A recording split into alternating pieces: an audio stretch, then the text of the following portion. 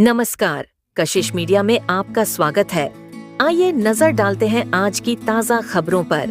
भाजपा नेता आचार्य हरिकेश शुक्ला ने आज इलेक्ट्रॉनिक मीडिया क्लब के नारद सभागार में पत्रकारों से बात करते हुए अद्वितीय प्रयागराज की विशाल परंपरा के तहत विकास किए जाने की मांग प्रदेश और केंद्र सरकार से की है।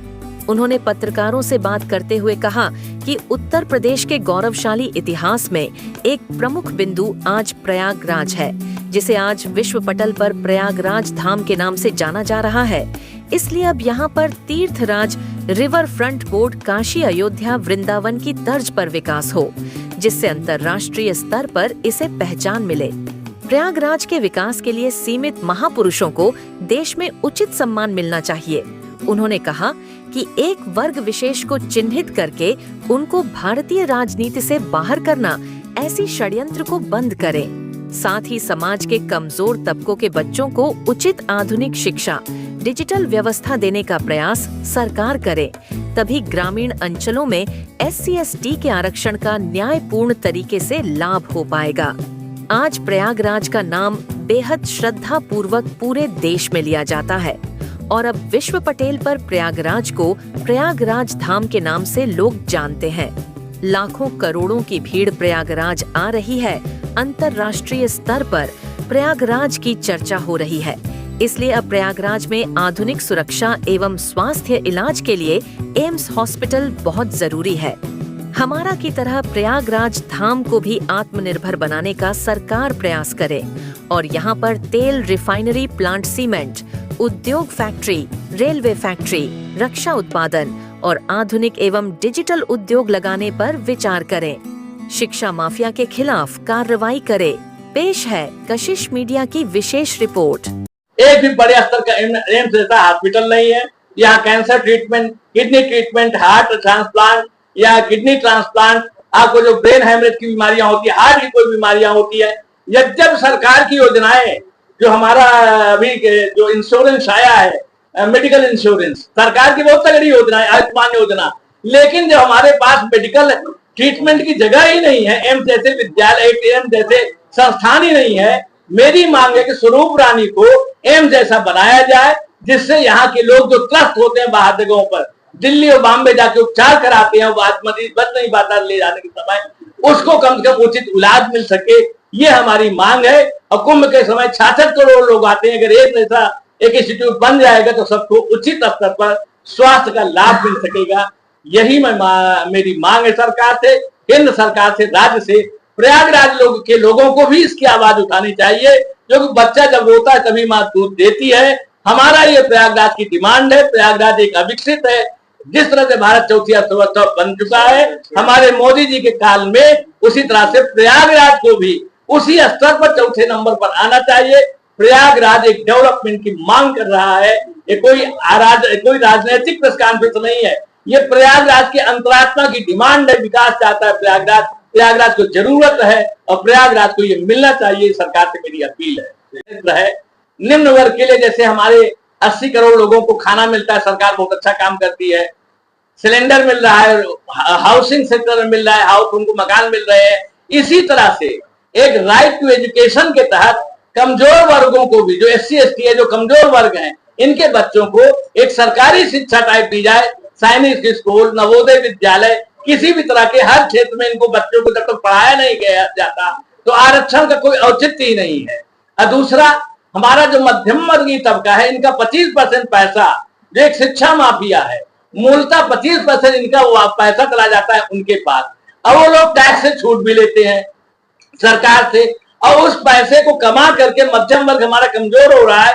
ये लोग होटल बनाते हैं, तमाम बिजनेस करते हैं और इसके साथ साथ विदेशों में भी पैसा ले जाते हैं। ये एक समाज से पैसा समाज को गरीब करके ये पैसा कमाते हैं। इसके लिए भी भारत में एक रेगुलेटरी अथॉरिटी हो, जिससे मध्यम वर्ग के शोषण को बचाया जा सके। और इनको जो इनकम टैक्स में छूट मिल रही है, इस छूट को भी जिनको जरूरत है उनको केवल छूट दी जाए, अन्यथा इन लोगों को ये डायरेक्ट किया जाए कि ग्रामीण क्षेत्रों, सारी क्षेत्रों में ये लोग स्कूल खोलते हैं, सारा लाभ ले जाते हैं। ये लोग, क्योंकि शिक्षा नो प्रॉफिट नो लॉस का व्यवसाय है, इसका ग्रामीण अंचलों में इनको रेगुलेट किया जाए, जिससे हमारे देश में शिक्षा का स्तर बढ़ सके। इनकम टैक्स ऐसी अथॉरिटी होनी चाहिए जो इनका ऑडिट करे, इनके पैसों का ध्यान दे, ये लोग इसमें भ्रष्टाचार न करने पाए। इसके लिए भी सरकार को बहुत आवश्यकता है ध्यान देने की, एक रेगुलेटरी अथॉरिटी बनाने की। सारा मध्यम वर्ग त्रस्त है, कमजोर हो रहा है, ये लोग उनका पैसा लूट करके अपने अपने बच्चों को सेट कर रहे हैं। ये न्याय है, ये न्यायपूर्ण नहीं हो सकता। करोड़ लोग कुंभ मेला लगा है, बाहर से लोग आकर के सब यहाँ पर रहे हैं, और आज ये प्रयागराज के कारण जो हमारे देश की अर्थव्यवस्था में बूम आया है, 2 लाख करोड़ रुपए का फायदा हुआ है।